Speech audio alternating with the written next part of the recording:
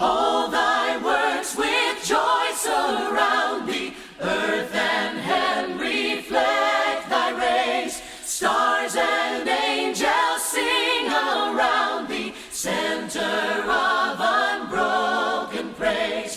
Field and forest, vale and mountain, flowery meadow, flashing sea, chanting bird and flowing fountain, call us to rejoice in thee.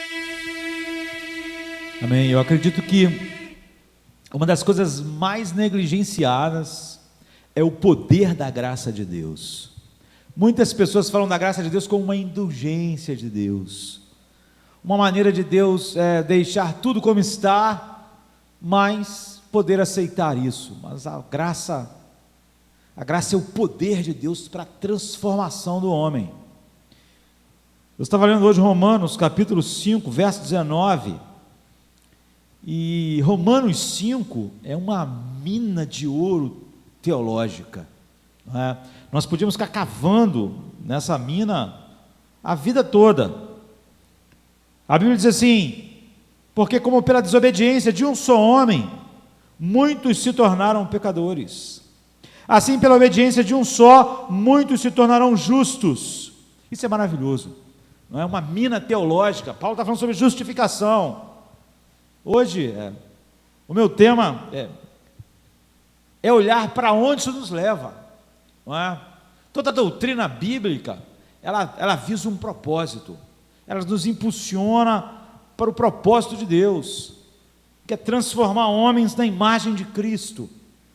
E essa relação, não é, tipo e antítipo entre Adão e Jesus, em Romanos 5, como eu disse, é uma mina de ouro teológica para nós. Nós olhamos tantas coisas fundamentais aqui, não é? Em certo sentido, todos os homens estão aqui, em Adão ou em Cristo. Nós nascemos filhos de Adão e somos filhos de Adão até que nós somos colocados em Cristo. E todos os que não foram colocados em Cristo estão em Adão ainda, não é? Até que a gente morra, a gente está em Adão. E quando a gente nasce de novo, a gente nasce em Cristo. Esse é o plano de Deus, é muito mais do que uma mera indulgência para com os homens. Até que nós sejamos vivificados em Cristo, os homens estão mortos, e estando mortos eles estão em Adão. Em Adão todos os homens são injustos, estão debaixo da ira de Deus, até que o homem seja colocado em Cristo, então ele é feito justo. Até que o homem saia de Adão e esteja em Cristo, ele está deteriorando com a criação, como todos à sua volta.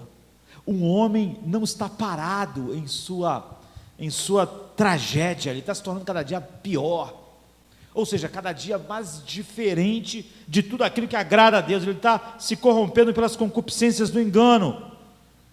Então, até que um homem saia de Adão e esteja em Cristo, ele está deteriorando junto com toda a criação. Então, só existe dois tipos de pessoas na humanidade: homens em Adão e homens em Cristo. E a história começou, pelo menos nesse nosso mundo aqui, não é? Com um homem no jardim, diante de uma árvore, de um madeiro que podia trazer maldição.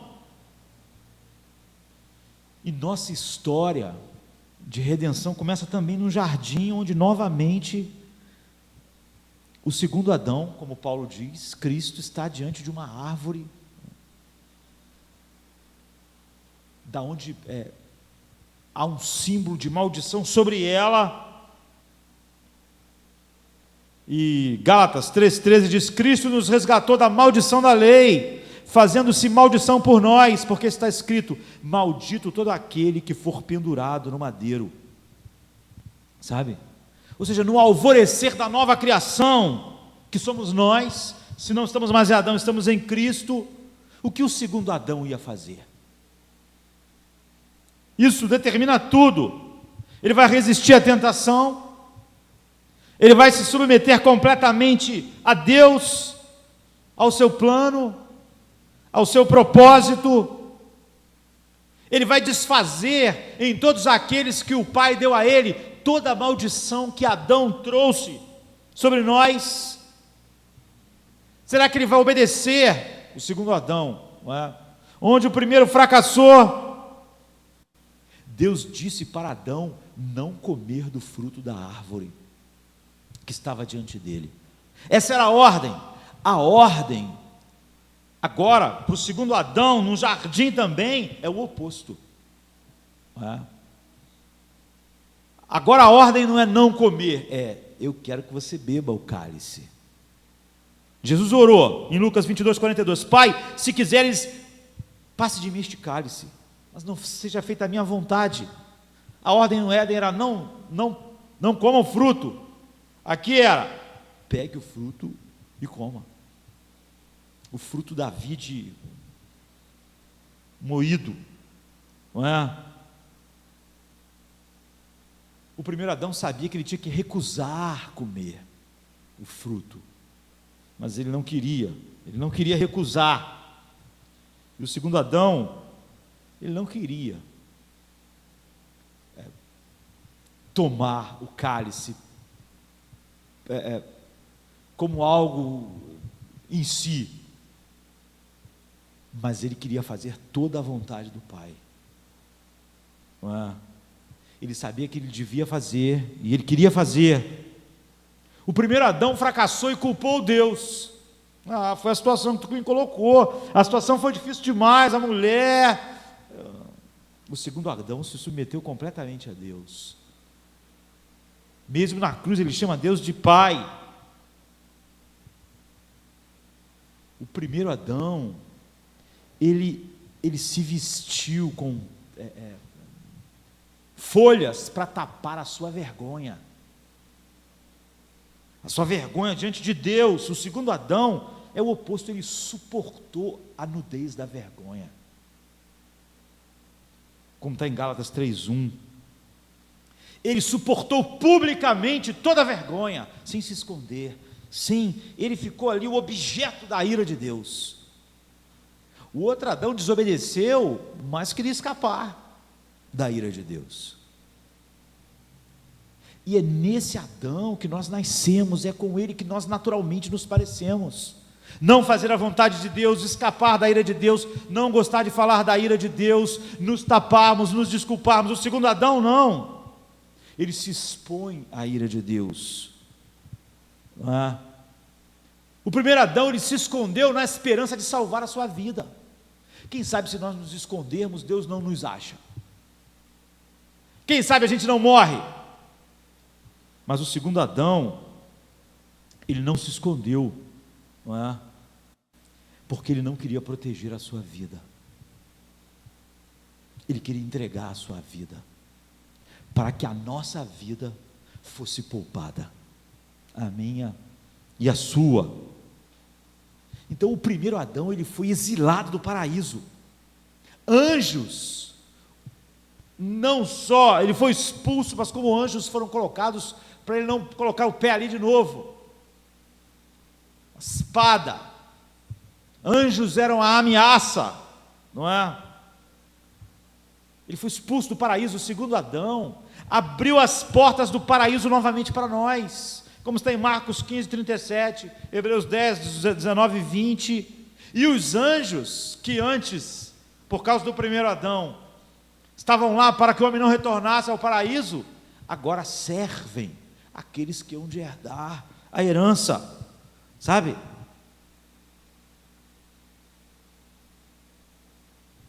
Pela alegria do desejo lascivo que foi colocado sobre ele, diante dele, o primeiro Adão, ele pegou o fruto e cravou o dente no fruto.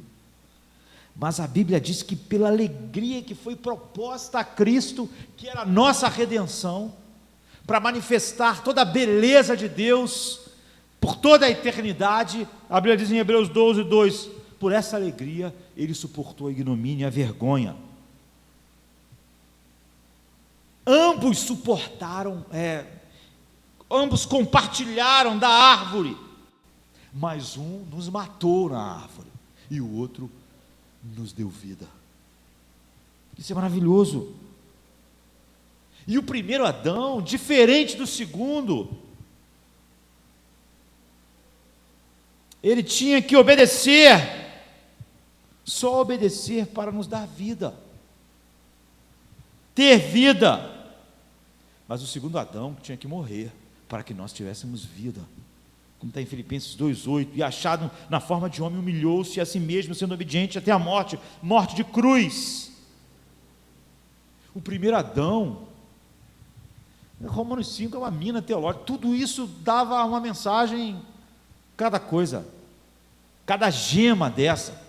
O primeiro Adão procurou tornar-se igual a Deus, e então morreu. O segundo Adão era Deus, tornou-se homem, morreu, e então nós vivemos. É assim. De sorte que haja em vós o mesmo sentimento que houve também em Cristo Jesus, que sendo em forma de Deus, não teve por usurpação ser igual a Deus.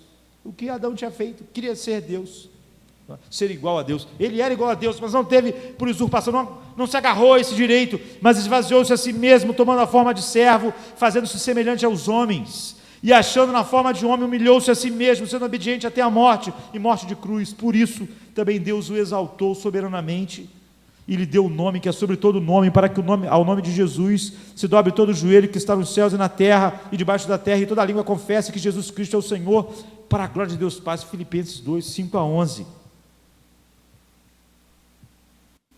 O primeiro Adão jogou fora e deu a morte a todos os seus filhos por causa do seu apetite, não é?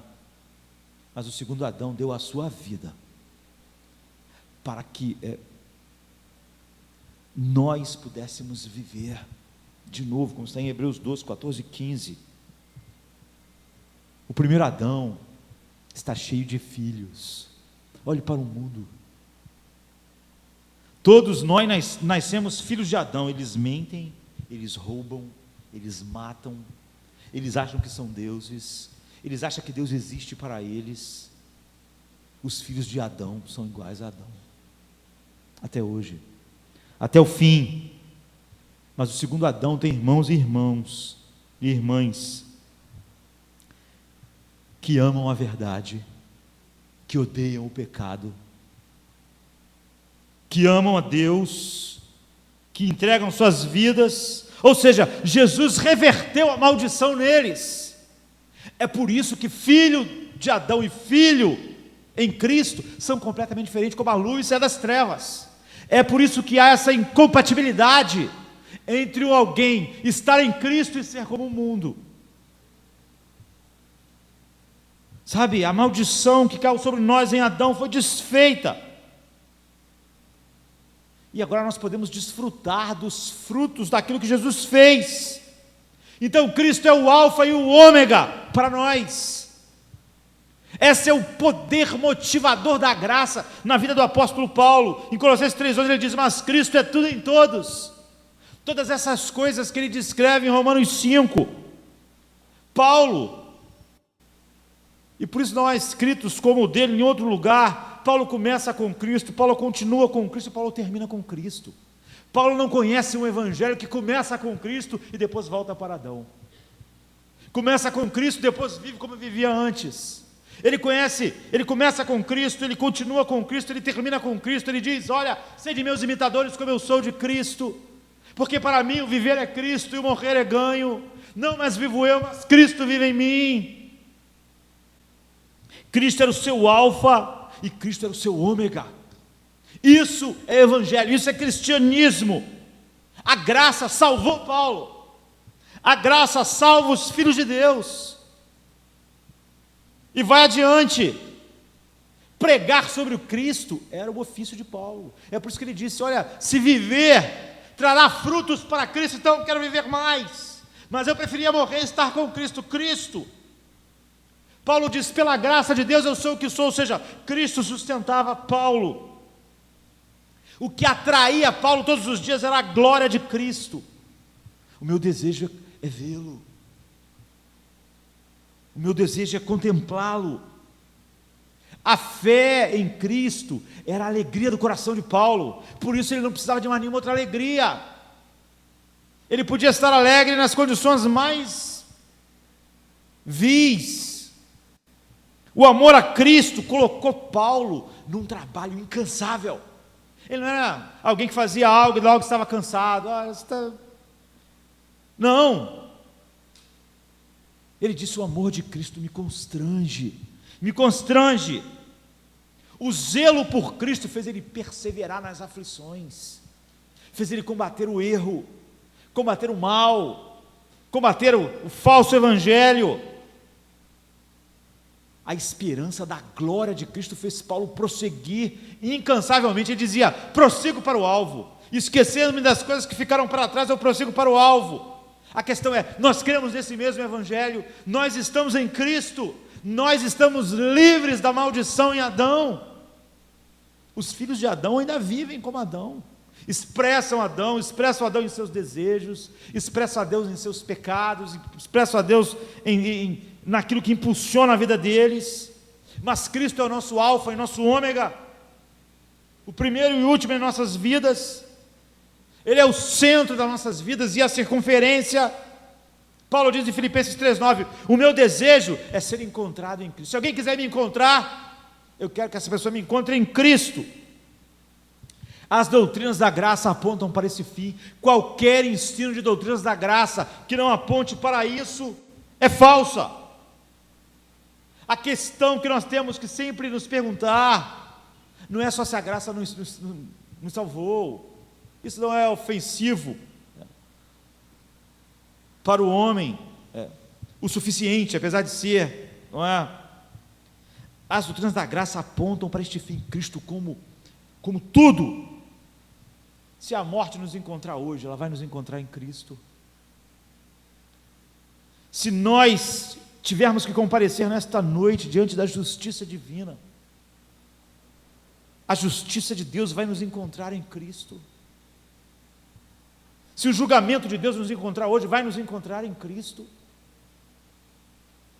Nós não somos uma mistura de Cristo com Adão, nós estamos em Cristo. Porque se nós estamos em Cristo, nós vamos encontrar Deus como um Pai, e não como um juiz. Nós vamos conhecer os santos de Deus como irmãos. Em Cristo, o túmulo perde os seus terrores.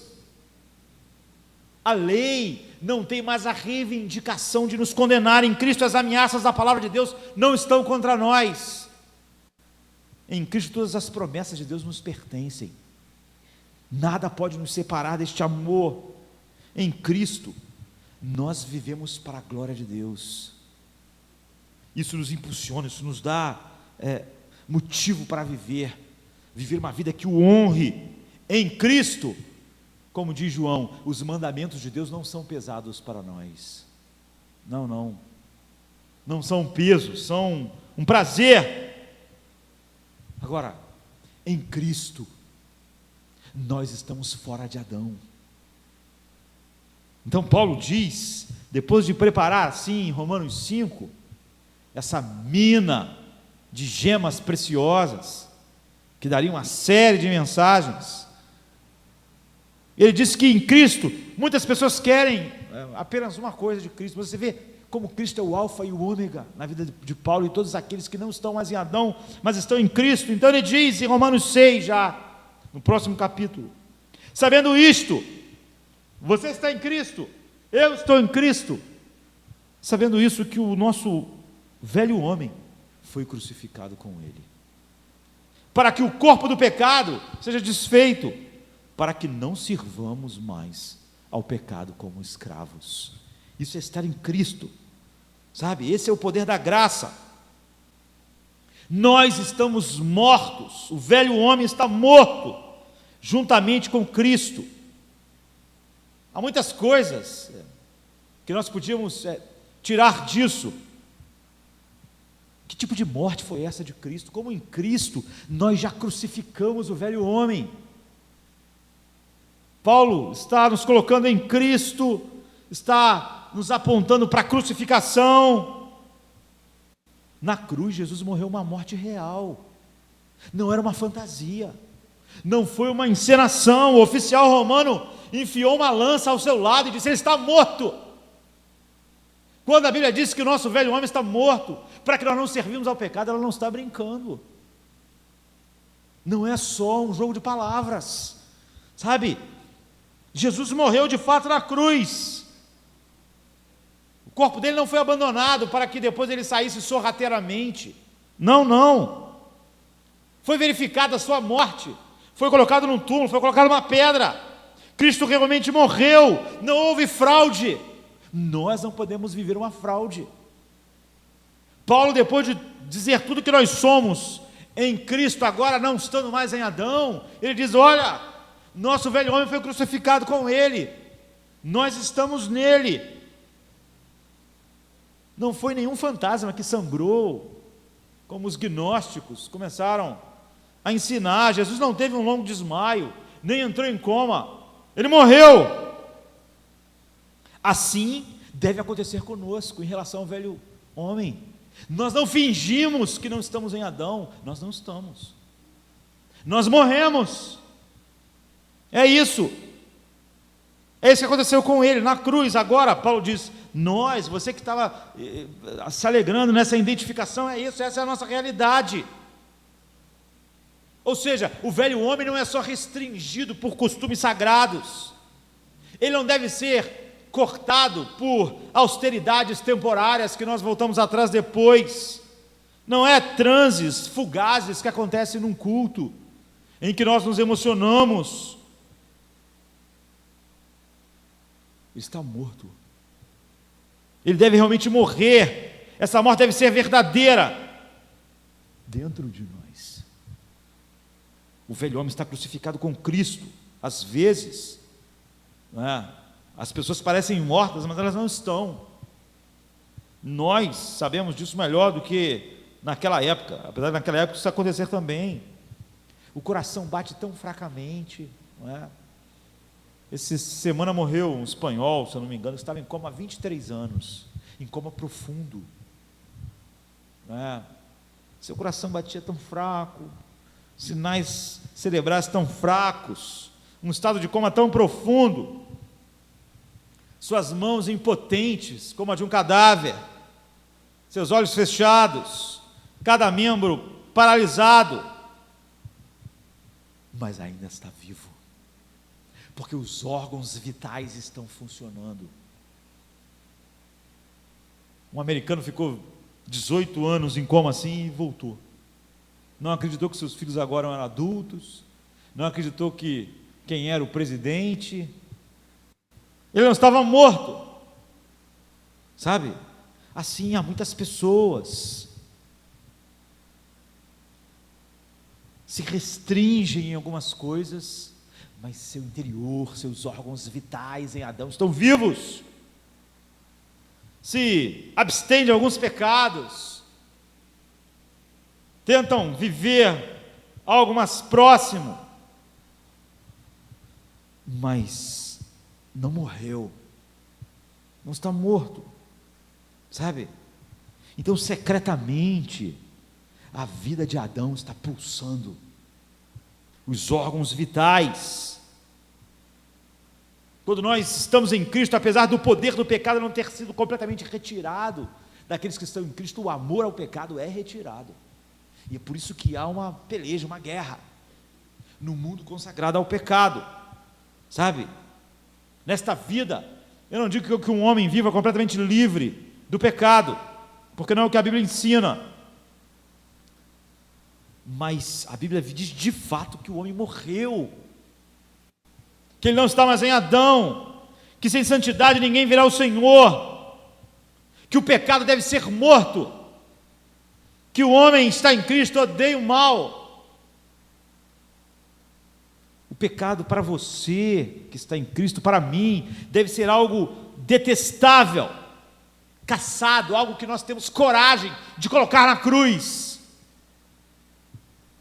Ou então a vida de Deus não está em você, nem em mim, sabe?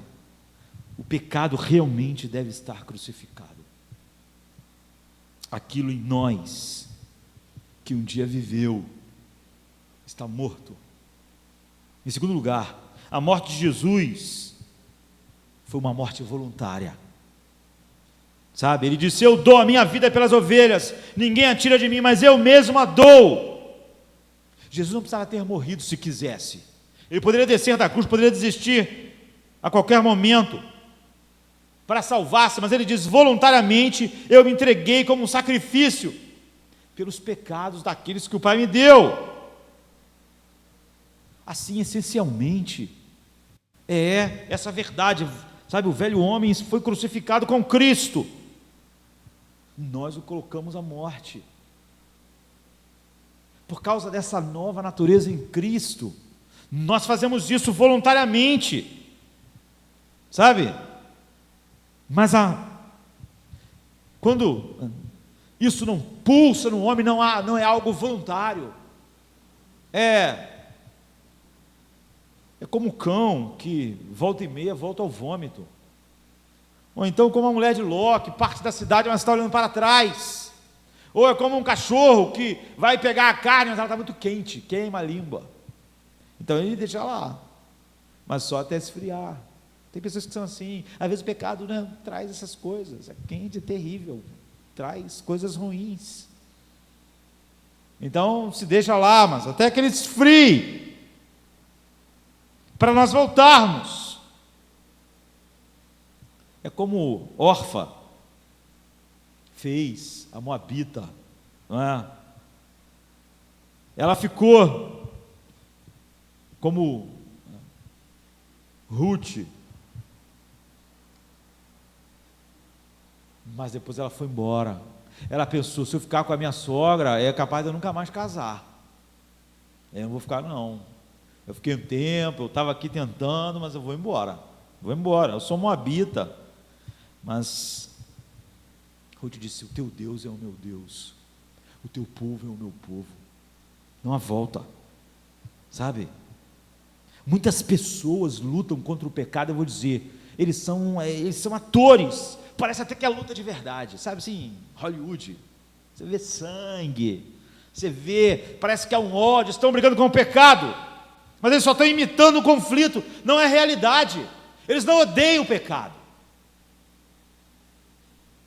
Agora no Brasil acabou uma novela que fez um sucesso danado, não é? Volta e meia eu abri o G1, aí mostravam a Rita e a Nina no McDonald's, a Rita e a Nina no teatro. Elas não eram inimigas, não eram, aquilo era só teatro, parecia que elas se odiavam, mas elas não se odiavam nada. Muitas pessoas com pecado são assim, elas lutam, parece uma coisa terrível, mas só para se encontrar com ele lá na terça-feira, sabe, na quinta, aí são amigos. É teatro, a luta, a guerra, como nós vemos em Hollywood. Mas quando fala alguém, corta, ficou bom, pronto, as pessoas se abraçam e vão comer um hambúrguer junto. A Bíblia diz: não, quem está em Cristo crucificou as suas paixões e concupiscências. Não era teatro, não era uma brincadeira, é real, é voluntário, é ódio ao pecado, sabe, o coração arde com uma intensidade, ele olha para a cruz, ele olha para o Calvário, ele olha o que o pecado fez com o amado da sua alma, a intensidade divina, trabalhada em nós pelo Espírito Santo. Não é só largar o pecado porque queimou a boca, é estar disposto a arrancar o olho, a enfrentar a cegueira, a arrancar o braço, como Jesus diz. É esse tipo de conflito, sabe, dependendo de Deus e está disposto a qualquer coisa para ser liberto de qualquer coisa que desonre Deus. Se o martírio para um santo de Deus for o caminho para ele vencer qualquer pecado, qualquer corrupção diária, é para essa direção que ele vai. Se ele pudesse fazer uma barganha com Deus para estar livre do pecado ele varia. Ele não faz, mas ele ora todos os dias: não me deixe cair em tentação, livra-me do mal, do mal. O pecado para ele é isso. Em terceiro lugar, então, em segundo lugar, a morte foi voluntária, não era alguém sendo obrigado. Em terceiro lugar, a marca, uma das marcas da morte de Cristo, com ele nós fomos crucificados, nosso velho homem foi crucificado. Foi uma morte violenta, né? Não foi suicídio, sabe? Ele quis morrer em obediência à vontade de Deus. Ou seja, ele não pensou na autopreservação em relação à obediência. É o que o segundo ponto nos mostra. Foi voluntária, mas a consagração à vontade de Deus, não é? O levou-lhe à morte, mas ela foi voluntária, mas não foi, foi na mão de homens maus. Então nós voluntariamente morremos, não é? Essa morte é voluntária, mas essa morte é violenta, não é? A morte de Jesus foi voluntária, mas ela foi executada de maneira cruel. Então, nesse aspecto, como nós crucificamos o nosso pecado, nós morremos voluntariamente, mas nosso pecado não. Ele não se oferece: eu quero morrer na sua vida. Então, nesse instante, não é? Nossos pecados se parecem com aqueles dois ladrões. Depois um mudou, né? Mas eles amaldiçoavam, eles xingavam, eles odiavam. Eles não se entregavam voluntariamente à morte. Eles não foram como ovelhas mudas para o matadouro, sabe? Assim é o pecado. O pecado, ele luta. Ele luta. Muitas pessoas falam comigo diariamente: eu queria tanto ser livre desse pecado, mas quando eu vejo, eu não sei o que acontece, não sei o que Deus não está fazendo. Não, querido, não é você. O que você queria? Você queria simplesmente acordar no outro dia, sem ser acossado por pecado nenhum. Você disse que esse pecado aí, porque você queria simplesmente que esse pecado caísse morto. Crucifica ele. Se você está em Cristo, você não é a vítima. Se você está em Cristo, as iniquidades exteriores, não é? Durante muito tempo conquistaram nossos corações, reinaram. Agora elas não vão bondosamente embora. É por isso que elas têm que ser crucificadas. O orgulho às vezes custa lágrimas aos pés de Deus. Você tem que ser implacável com Ele. Se você não é implacável, você não está pensando em crucificação. Você queria bater um bom papo com Ele, que Ele fosse embora. Não, nós crucificamos o velho homem. Nós crucificamos as paixões. Isso é violento, sabe? Um homem que durante a sua vida viveu agarrado à cobiça, ao dinheiro, não é assim. Ele não acorda outro dia de manhã e simplesmente o amor ao dinheiro dá a Deus, aí ele vai embora. Deus quer que ele crucifique. No poder dele não está mais em Adão. Crucifica.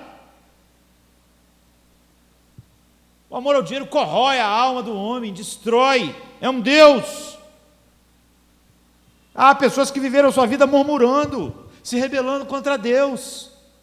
Esses pecados vão para a cruz xingando, vão para a cruz amaldiçoando, como aqueles homens, como todos aqueles que eram crucificados pelo Império Romano. Ninguém ia sorrindo, achando maravilhoso. A inveja é um monstro horrível, é detestável. Quando o cristão vê uma evidência de algo assim em sua vida, ele detesta isso. Ele quer que isso morra na cruz. Esses pecados devem morrer. Nós crucificamos com Ele, crucificamos. Era uma morte violenta, as pessoas lutavam, as pessoas resistiam, as pessoas tinham que ser agarradas. Se colocava uma mão, pregava a outra, os pés. A vítima, entre aspas, não é? Lutava para viver. E nós temos que tomar o cuidado de colocar prego sobre prego.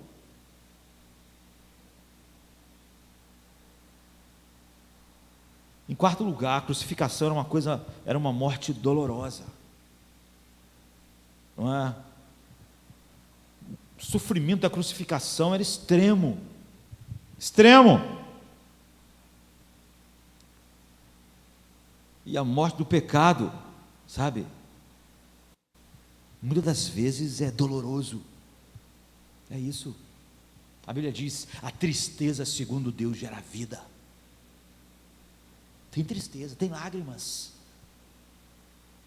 Lágrimas.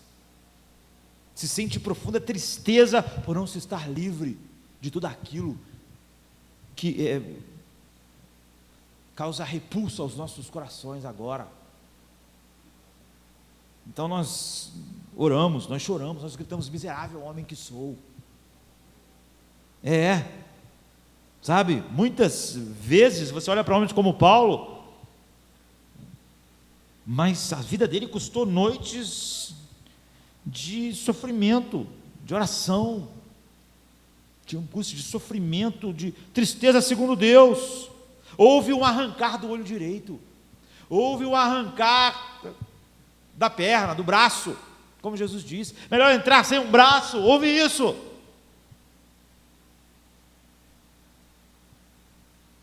O pecado não vai morrer sem dores, sem a violência, pela sua vitalidade natural. Quanto mais vivo algo está, mais difícil é de matar. Então você está quase morto, tu dá um tapa e mata. Não é assim? Tomara que ninguém dê tapa na gente, né, Paulo? Depois de certa idade, você não quer ganhar nem esbarrão. Mas quando alguém está cheio de vida, é difícil matar um troço cheio de vida. E o pecado reinou. O pecado reinou quando o homem estava em Adão, cheio de vida. Ele está indo para a cruz. Não, está indo para a cruz cheio de vida. Em quinto lugar, devemos lembrar outro ponto: a morte de Cristo foi uma morte ignominiosa, sabe? O direito romano não crucificava um homem de bem, não crucificava nenhum romano, mesmo sendo do mal. O pior romano não podia ser, era para criminosos da pior espécie, escravos, judeus. Eles foram condenados, não foi, sabe, não era a morte de um homem livre, não era uma morte nobre, não era uma morte heróica. Os nossos pecados devem ser condenados à morte, com toda a circunstância da vergonha e auto-humilhação. Tristeza segundo Deus. Eu confesso que fico chocado com algumas pessoas que eu conheço, levianamente falam das suas vidas passadas, falam dos seus pecados, da sua conversão, como eles foram perdoados. Parece que eles estão beijando o pecado. Parece que realmente eles se sentem até melhor do que o outro que pecou menos. Você só fez esses pecadinhos aí? Não, meu pecado era muito maior. Parece que ele sente que aquilo é um currículo. Ele não sente a ignomínia do pecado. Sabe, eu odeio ouvir as pessoas falarem dos seus pecados como se ele estivesse contando uma viagem a Paris, sabe, uma viagem a Londres. Sabe quando a pessoa conta: que beleza, a paisagem, as pessoas maravilhosas. É assim que ele conta. Ele fala dos seus pecados passados como uma grande viagem maravilhosa que ele fez. A melhor coisa que nós podemos fazer com o nosso pecado passado, se ele de fato foi perdoado, se nós de fato crucificamos o velho homem com Cristo, se estamos em Cristo, A melhor coisa que nós fazemos com o nosso pecado perdoado é enterrar ele. Nós o crucificamos, nós o colocamos na cruz. Foi o que foi feito com Cristo depois que ele estava morto, e com todos aqueles que eram crucificados.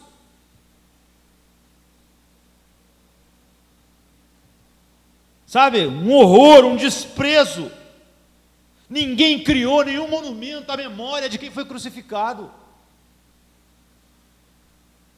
Você nunca conta sobre, sabe, se você tiver que contar sobre os seus pecados, por algum motivo, sem lágrimas, sem vergonha, sem embaraço.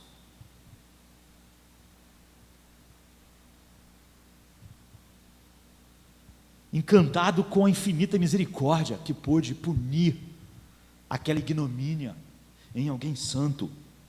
Nunca deixe, ao falar dos seus pecados perdoados, o diabo dar um tapinha nas suas costas e dizer: você fez um bom trabalho naquela época, realmente foi muito bom. É uma coisa vergonhosa. Pequei contra ti, fiz o que era mal aos seus olhos. O homem velho foi crucificado com Cristo. Quem se gaba de um homem que foi crucificado por ser mau? Só Cristo era santo e foi crucificado. Nossos pecados, o homem velho nosso que foi crucificado não era o Cordeiro Santo de Deus, não. Era a praga, tinha que morrer. Ninguém se gaba. Ninguém se gaba. Olha, tem um parente, meu pai está lá em Bangu 1. Ninguém conta isso com alegria. Ou em países que é a pena de morte: meu pai vai ser enforcado. Por quê? Porque ele é terrível. Hitler era meu avô. Eu não tenho um orgulho disso? Não, tem vergonha. Vergonha do meu nome está ligado a todas essas coisas. Ninguém se gaba do velho homem. Ele é um horror. Ele não só morreu, não foi para a cruz, ele merecia ir para a cruz.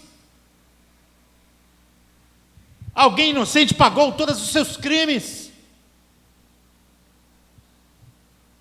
Se há tempos atrás algum dos nossos parentes tivesse sido enforcado, nós não contaríamos isso, sabe, como alegria. Em sexto lugar, a crucificação era uma morte lenta. Ela não era morte rápida, não era apedrejamento, decapitação. Nosso velho homem foi crucificado. Todo o seu poder foi drenado, foi colocado na cruz. Mas de nós foi tirado todo o amor ao pecado, mas ainda há uma luta contra o pecado neste mundo, sabe? Como John Bunyan dizia, parece às vezes que fica tanto tempo na cruz pendurado o velho homem, que parece um gato que tem várias vidas, não é? E como aqueles ladrões na cruz que debochavam, riam, falavam, espraguejavam, é assim. E a última observação importante: a morte na cruz era algo visível. Ela não acontecia no esconderijo, num lugar oculto. Era todas essas coisas, e ela estava à vista de todos. Todos no final viam: está morto, morreu. Foi pregado na cruz. Portanto, nossos pecados devem morrer, o nosso homem deve morrer à vista do mundo, sabe? Não me diga, como muitas pessoas dizem, que o velho homem morreu, que o homem não está mais em Adão, mas tudo que parece é que ele está. Se foi crucificado, foi num lugar onde ninguém viu. Não há nada que indique morte. Era como se Jesus estivesse sentado em Nazaré, comendo, e alguém falasse: não, ele está pregado na cruz. Eu falei: não, estou vendo o cara ali, não está na cruz, não está na cruz, morreu na cruz. Quando? Agora, está lá na cruz. Não, mas ele está ali sentado. A morte na cruz era algo visível. O mundo via. Se não há diferença visível entre alguém que está em Adão e alguém que está em Cristo, não há morte nenhuma. Não há diferença invisível. Muitas pessoas dizem assim: olha, eu sou da igreja invisível. Só gente invisível é da igreja invisível. Sabe? Nós somos pessoas visíveis. Nós fazemos parte de uma igreja que o mundo vê. E geralmente, a característica do homem em Adão é o oposto.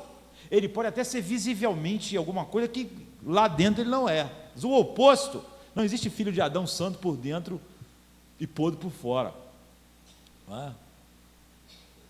Ele pode até ser por fora um pouquinho melhor do que ele é por dentro.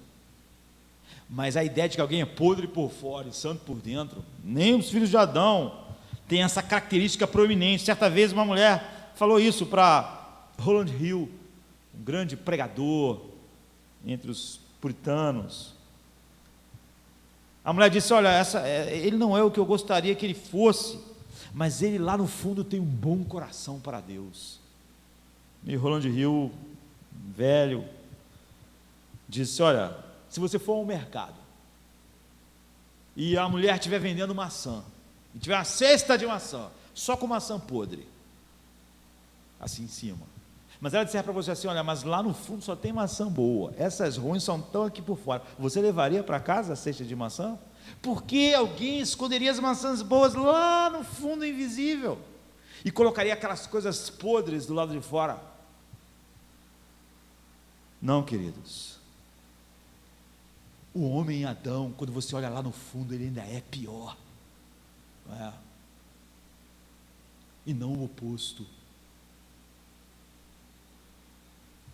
Então, um fariseu pode ter uma cara melhor e um coração podre, não é? Mas quando você é podre por fora, dizer que você é puro por dentro, é isso. A morte do velho homem é algo visível para o mundo ver. É assim, as pessoas não podiam reconhecer o Saulo que eles conheceram antes. Aquele homem respirava ódio. Aquele homem era o fariseu dos fariseus. Mas agora, eles podiam ver a diferença. Não era ele, não é esse mesmo cara. Aquele ali não era aquele Pedro que negou, aquele ali sendo crucificado. Aqueles caras apanhando ali não eram aqueles que estavam escondidos com medo. Não eram eles que estavam apavorados e agora eles estão ali na praça assim, corajosos. O velho homem, a crucificação é algo assim, é algo, sabe? Se o homem diz que crucificou o homem, o velho homem, Cristo está crucificado e ele está em Adão. Isso aconteceu lá no lugar onde o mundo ninguém vê. Isso é falso. A Bíblia diz: olha, quem está em Cristo é uma nova criatura. As coisas velhas passaram, eis que tudo se fez novo. Sabe? Nós somos o que Deus fez em nós de portas abertas. E não que todos os homens conheçam o que nós somos, que todos os homens conheçam que nós estamos em Cristo. E nós devemos lembrar que o nosso velho homem foi crucificado com Cristo. Isso é o que Paulo disse: não eu, mas a graça de Deus em mim. É por causa daquele capítulo 5, em Cristo. Não estamos em Adão, estamos em Cristo, que tudo isso é realidade. Então, para encerrarmos esses minutos finais, alguns versículos na frente, depois de dizer isso, Paulo completa dizendo assim, no versículo 12 ao 13: não reine, portanto. Sempre tem um portanto na Bíblia. Toda a doutrina lá, nós vimos no 5, aquela mina de gemas preciosas de teologia, sempre leva um portanto. Doutrinas que não levam ninguém a nada, não é? Não passa de um amontoado de palavras que estão levando aquele homem para a condenação ainda pior. Portanto, não reine o pecado em vosso corpo mortal, para lhe obedecerdes em suas concupiscências. Nem tampouco apresentei os vossos membros ao pecado, pois o velho homem foi crucificado, né? Nem tampouco apresentei os vossos membros ao pecado por instrumentos de iniquidade, mas apresentai-vos a Deus como vivo dentre os mortos, vivos em Cristo, entre os mortos, os que estão em Adão. E os vossos membros a Deus, como instrumentos de justiça. Nós vemos muitas coisas nesses versículos aqui, do 12 ao 14. E eu quero que você só olhe para isso rapidamente. Ele está falando sobre homens que crucificaram o seu velho homem com Cristo, homens que estão em Cristo, como ele falou lá no capítulo 5, e não mais em Adão. E ele descreve aqui algumas coisas nesta guerra, descrevendo a mesma coisa com outras palavras. Primeiro, ele diz que há um trono real, um reinado. No versículo 12, não deixe o pecado reinar mais. Há um reino que está sendo contestado, um trono. A palavra reino, ela é uma forma verbal da palavra rei. Em segundo lugar, há um desafiante querendo esse trono, sabe?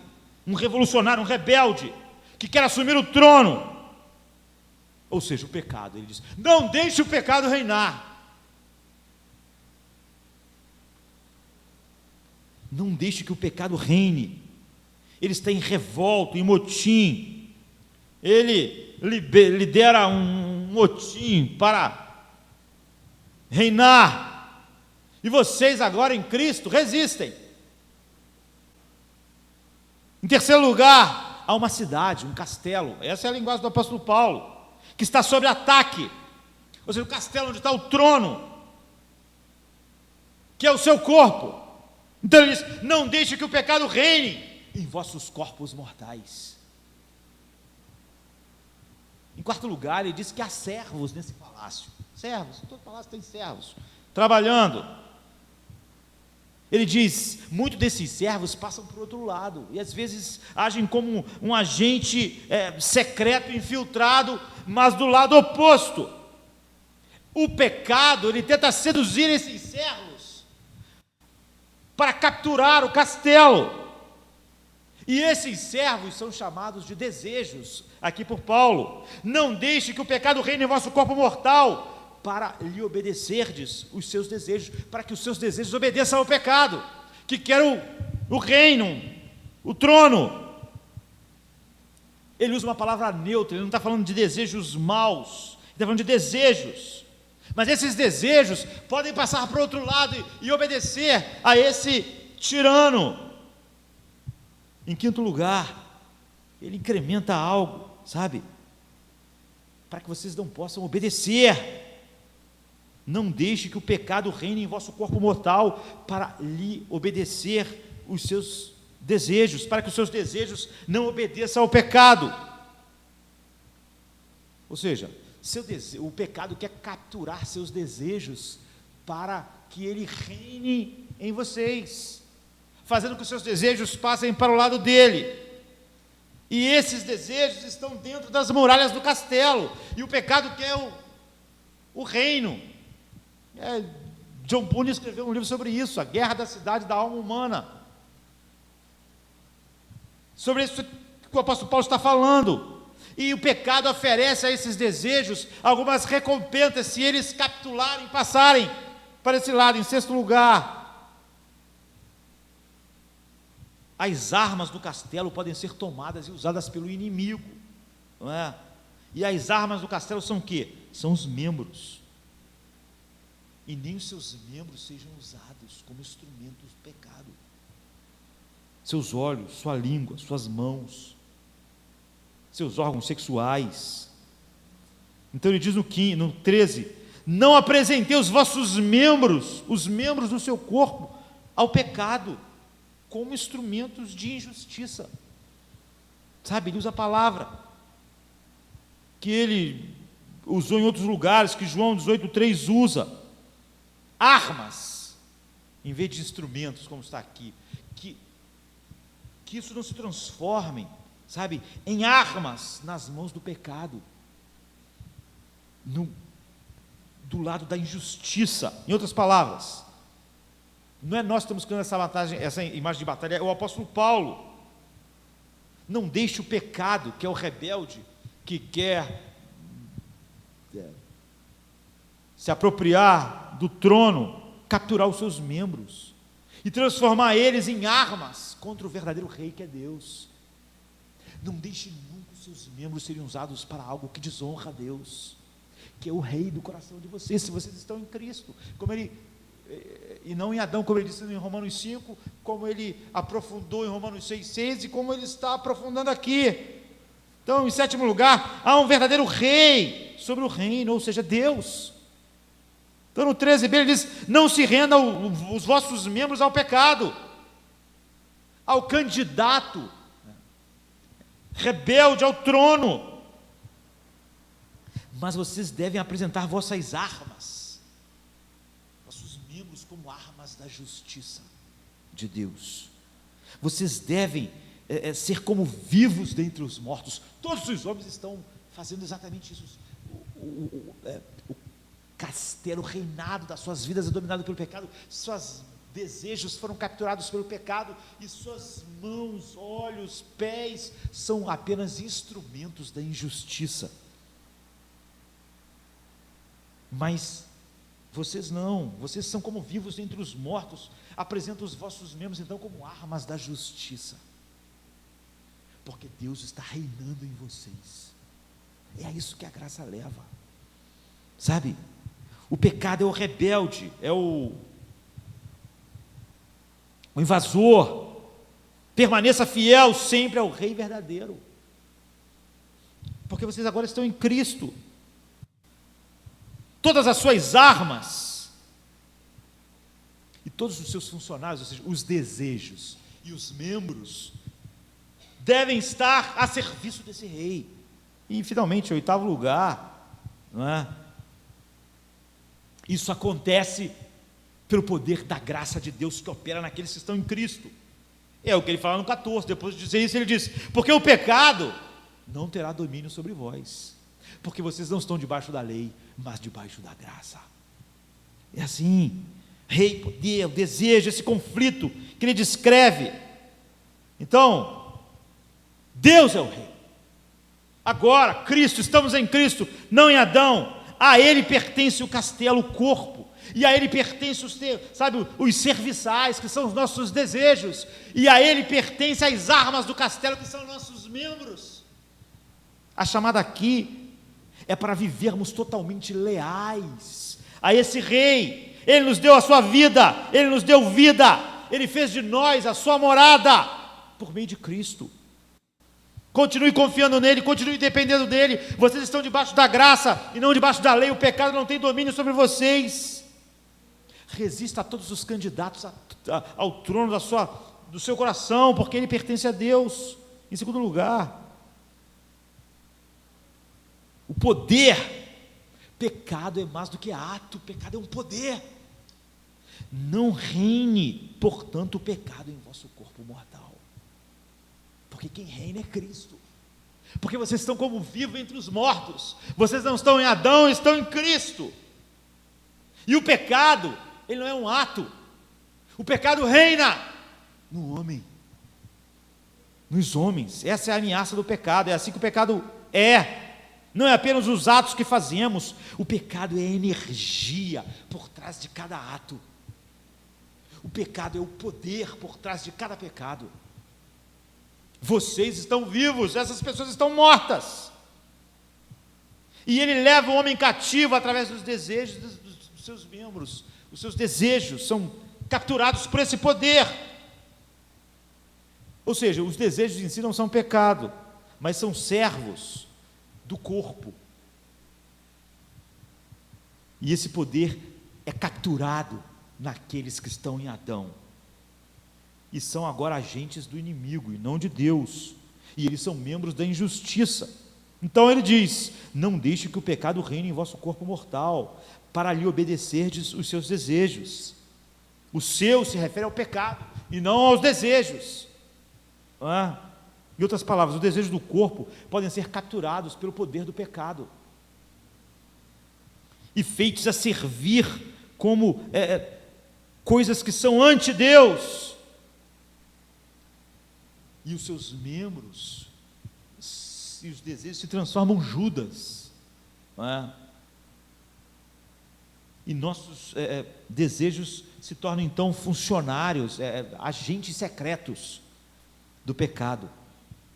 Os desejos em si, quando são controlados por Deus, são uma bênção. Agora, agradar aos nossos desejos não vai ser ruim, se eles forem legítimos. Se Dalila agisse apenas como a mulher de Sansão, ele podia agradar a ela, mas quando ela passou para o outro lado e ela era uma espiã do inimigo, ele não devia mais ouvir a ela. Assim são nossos desejos, sabe? Se nossos desejos são desejos fiéis a Deus, desejos que honram a Deus, que refletem a verdade de Deus, o valor de Deus, a glória de Deus, então nós devemos agradar esses desejos e satisfazê-los. Se não são, então não, porque então o pecado capturou esse desejo para usá-los, usando as armas que são nossos membros como instrumentos de injustiça. Então Paulo diz, sabendo isso em Romanos 6,6, que o nosso velho homem foi com ele crucificado, para que o corpo do pecado seja desfeito, para que nunca mais servamos ao pecado como escravos. Pois ele descreve todas essas coisas depois de ter falado em Romanos 5, como nós não estamos mais em Adão. A graça é isso. Todas essas coisas dariam centenas de sermões. A graça opera todas essas coisas, ela não é só o início. Cristo é o alfa e o ômega da nossa fé. Ele é tudo. Nele nós crucificamos o velho homem. Nele o pecado não reina mais em nós. Nele nossos desejos não são mais servos capturados pelo poder do pecado. O pecado não reina mais em nós. Nós não somos mais escravos. Não por causa de nós, nossas capacidades, mas por causa daquilo que Deus faz em nós, em Cristo.